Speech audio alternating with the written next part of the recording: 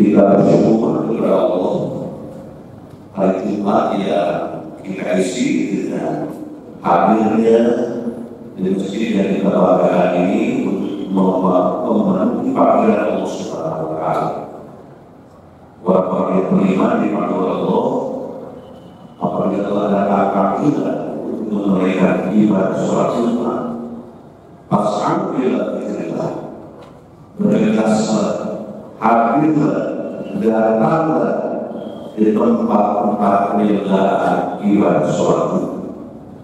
Tinggalkan segala urusan-urusan dunia, apapun urusannya, walaupun yang agak penting, maka panggilan Allah itu lebih penting untuk mensegerakan diri hadir di tempat pelaksanaan ibadah sholat Jumat.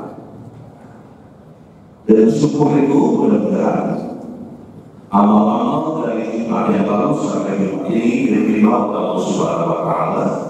Bila ada dosa-dosa dari diampuni oleh Allah Subhanahu wa Ta'ala.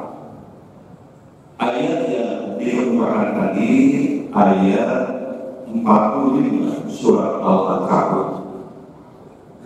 Untuk mengakui kita mengenal kita bagi sholat.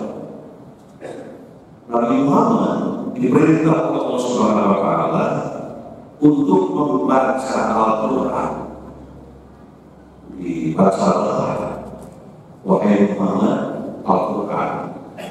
Dan tentu dengan diperintahkan ini Nabi membacanya tidak pernah berhenti, terus dia kesempatan setiap peluang membaca ayat-ayat Al-Quran, berkata dan memikirkan mana ayat Al-Quran itu. Setelah meletakkan hukum Al-Quran, kemudian juga akhir sholat dan memerintahkan untuk mendirikan sholat. Jadi orang-orang yang menunaikan sholat tidak lagi tidak membaca Al-Quran, maka sholatnya akan berdampak, sholatnya akan berefek. Kenapa? Karena Al-Quran mengatakan inna sholata anha anil fahsya'i wal munkar. Maka sholat yang telah ditunaikan itu bisa mencegah dari perbuatan keji dan munkar. Jadi untuk mendapatkan petunjuk hidayah dari Allah agar sholat berefek dalam kehidupan sehari-hari, maka awali dengan tadabbur Al-Quran, mempelajari, memahami, mendalami, kemudian juga mengamalkan dan juga mengajarkan tentang Al-Quran Bukhari. Orang-orang yang punya pikiran seperti ini dengan tidak meninggalkan kesempatan untuk mendalami, mentadabburi Al-Quran, apabila ada sholatnya akan berefek dalam kehidupan sehari-hari. Karena ada yang mengatakan orang sholat rajin, sholat getol, tapi perbuatan yang sifatnya tanha anil fahsya ini terus berjalan. Nah, ayat ini memberikan jawaban kepada para jamaah semuanya, kepada kita semuanya, bahwa sholat mesti diawali dengan mentadaburi Al-Quranul Karim. Ada orang yang membiasakan membaca Quran 50 ayat setiap ba'da sholat sebelum dia bangkit dari tempat duduknya. Ada yang 100 ayat, bahkan ada yang sehari saya target dengan 1 juz Al-Quran. Ini luar biasa amalan-amalan Al-Quran ini. Karena Nabi pun mengatakan dan memerintahkan umatnya, Iqra'ul Quran fa'innahu ya'ti yaumal qiyamati syafi'an li ashabihi. Kata Rasul, bacalah itu Quran. Baca. Dan bacaan Al-Quran itu bila dibaca dengan penuh kesungguhan, dengan tadabbur yang dikatakan tadi, maka di hari kiamat Quran itu akan menjadi sebab datangnya syafaat dari Allah Subhanahu wa Ta'ala melalui bacaan Al-Quran itu. Kemudian juga diungkapkan dalam ayat yang barusan, wala dzikrullahi akbar. Dan juga dikatakan sungguh mengingat Allah dalam sholat. Nah, ini. Itu lebih besar keutamaannya daripada ibadah-ibadah yang lainnya. Karena ketika sholat kadang-kala gitu ya, namanya husu sih. Tapi husunya gak tahu husu kelas berapa, gitu. Tingkatan keberapa. Karena tingkatan yang paling ideal, yang paling sempurna, di mana begitu dia mempersiapkan diri untuk mendirikan sholat, kehusuan sudah mulai hadir. Begitu mengangkatkan tangan, kehusuan tetap khusyuk. Rakaat pertama tetap khusyuk. Dan sampai ujung sholat yang ditunaikan itu penuh dengan kehusuan. Dalam penjelasan ayat, wala dzikrullahi akbar. Bahwa mengingat Allah sedang sholat itu, mengingat Allah sedang sholat, itu lebih besar keutamaannya daripada ibadah yang lain-lain. Hadirin jamaah yang berbahagia, juga diucapkan ataupun diungkapkan, wallahu ya'lamu ma tasna'un. Di Allah mengetahui apa yang kamu kerjakan. Jadi di sini alamatnya kepada Nabi Muhammad SAW, tapi hakikatnya kepada seluruh umat manusia, bahwa ibadah membaca Al-Quran, kemudian juga menunaikan yang lain-lainnya, merupakan bagian yang sangat dihargai oleh Allah Subhanahu wa Ta'ala. Dan sholat ini memang memiliki makna doa dan rahmat. Doa mengungkapkan segala apa yang kita ucapkan, itu mengandung permohonan-permohonan kepada Allah Subhanahu wa Ta'ala. Dan menurut sebahagian yang mengungkapkan bahwa dengan dibukanya takbir dan diakhiri salam, itu sebagai wujud konsentrasi bahwa ini adalah suatu amalan yang sempurna itu. Di dalam Islam, sholat mempunyai arti penting dan kedudukan yang sangat istimewa. Antara lain, sholat merupakan ibadah yang pertama kali diwajibkan oleh Allah Subhanahu wa Ta'ala, yang perintahnya langsung diterima oleh Rasulullah pada Isra wal Mi'raj. Di tugas sholat tidak dititipkan, tidak memberikan tugas tanpa langsung. Ini langsung. Nabi-nya dipanggil dulu, kemudian diberikan tugas ini, dan akhirnya itulah keistimewaan sholat. Yang kedua, sholat merupakan tiang agama. Apabila ada orang Islam, KTP-nya Islam, ucapannya Islami, tapi tidak sholat, maka agamanya bisa runtuh. Jadi tiang itu kan, sholat itu tiang yang di tengah. Dalam bahasa lainnya, karena ada 4 tiang yang menyangga, tiang sholat ada di tengah-tengah. Bila yang di tengah itu ambruk, maka tiang yang lainnya pun ikut ambruk.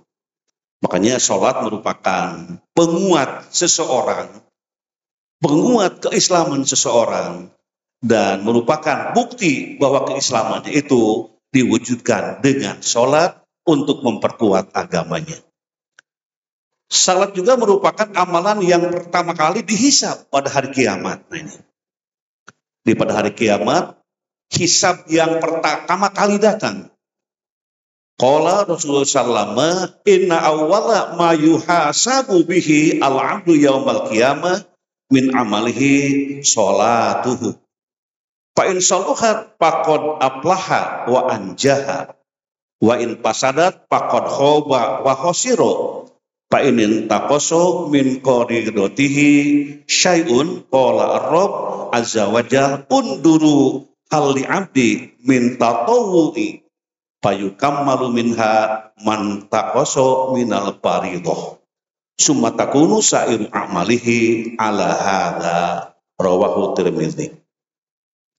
Abu Hurairah radhiyallahu anhu berkata, Rasulullah SAW bersabda, sesungguhnya amal yang pertama kali dihisab pada seorang hamba pada hari kiamat adalah sholatnya. Bukan kekayaannya, bukan jabatannya, bukan kedudukannya, tapi sholatnya. Maka jika sholatnya itu baik, sungguh ia telah beruntung dan berhasil di dalam menjalankan tugasnya. Dan jika sholatnya rusak, sungguh ia telah gagal dan rugi. Jika berkurang sedikit, dari sholat wajibnya, maka Allah Ta'ala berfirman, lihatlah apakah hamba ini selalu menunaikan sholat sunnah atau tidak. Maka disempurnakanlah apa yang kurang dari sholat wajibnya, kemudian begitu pula dengan seluruh amalnya. Jadi setelah sholat wajib yang kita tunaikan, juga sholat sunat. Dan menurut hadis yang lain dikatakan bahwa sholat sunat yang nempel kepada yang wajib itu sekurang-kurangnya 10 sampai 12 rakaat. Jadi dikatakan sebelum duhur 4 rakaat, setelah duhur 2 rakaat, setelah maghrib 2 rakaat, setelah isya 2 rakaat, sebelum subuh 2 rakaat. Itu diupayakan untuk dibiasakan. Mengapa? Bila sholat kita agak sedikit rusak, bila ketika sholat ada kurang kesempurnaan, maka sholat sunat menjadi panambal dari sholat-sholat yang dikatakan kurang sempurna. Dan itu adalah merupakan firman Allah Subhanahu wa Ta'ala.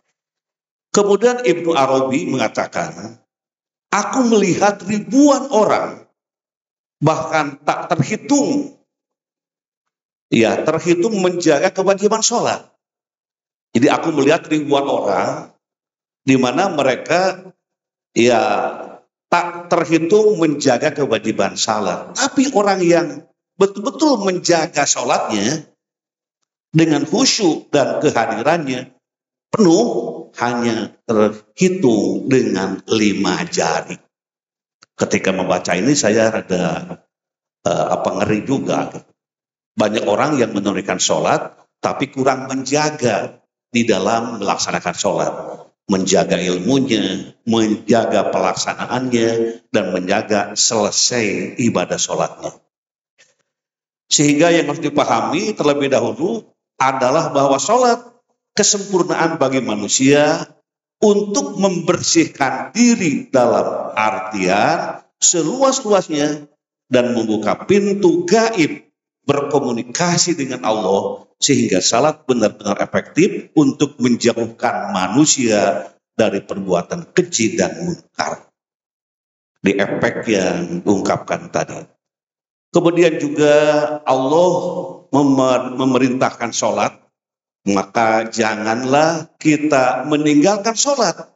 Karena sholat adalah keselamatan dan juga doa dan rahmat. Sebagaimana Allah berfirman, wa aqimus shalah wa atuz zakah warka'u ma'ar raki'in. Tegakkanlah sholat, tunaikanlah zakat, dan rukulah beserta orang-orang yang ruku. Dimaksudnya kita selalu menunaikan kewajiban sholat dan juga menunaikan zakat. Orang yang menunaikan zakat, bila dia bersolat dengan sholatnya yang khusyuk, maka tidak akan sulit untuk mengeluarkan zakat, infak, dan sedekah. Ada orang yang ditolak sholat tapi rada pedit, koret gitu ya. Kenapa? Mungkin sholatnya perlu diperbaiki. Ada juga yang mengatakan saya khusyuk sholat, tapi kok susah untuk zakat. Ya perbaiki sholatnya supaya mendapatkan sholat sebagaimana diungkapkan tadi. Juga man hafadhu alaiha kanat lahu nurun wa burhanan wa najatan yaumal qiyamah wa man lam yuhafidh alaiha lam yakun lahu nurun wala burhanun wala najatun wa kana yaumal qiyamah aqarun wa fir'aun wa haman wa ubay bin khalaf. Barang siapa yang menjaga sholat 5 waktu, maka sholat itu akan menjadi cahaya, bukti dan keselamatan baginya pada hari kiamat.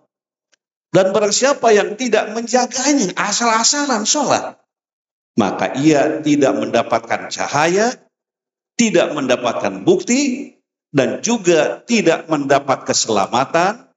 Dan pada hari kiamat, orang-orang yang tidak menjaga sholat itu akan sekelas dengan Qarun, dengan Fir'aun, dengan Ubay bin Khalaf. Ini orang yang menunaikan salat tapi kurang menjaga.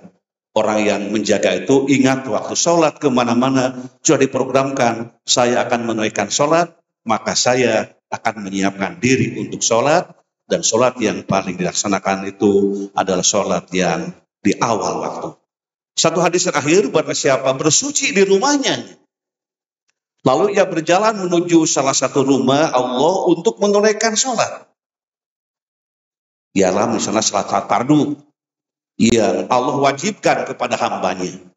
Maka salah satu langkah kakinya ini akan menghapuskan kesalahan-kesalahan, dan langkah kaki yang lainnya meninggikan derajatnya. Jadi kalau kita datang ke masjid, ya wudhu itu di rumah. Di masjid mungkin banyak yang belum wudhu, airnya terbatas, walaupun melimpah. Tapi kalau menurut hadis ini, man toharo bi baitihi. Barang siapa bersuci di rumahnya, di rumah, wudhu di rumah. Datang ke sini tinggal langsung masuk masjid, sholat sunat tahiyatul masjid, dan itu merupakan bagian yang sangat diutamakan. Barakallahu li wa lakum bil ayati wa dzikril hakim wa taqabbala minni wa minkum tilawatahu innahu huwas samiul alim. Aqulu qawli hadza fastaghfiruhu innahu huwal ghafurur rahim.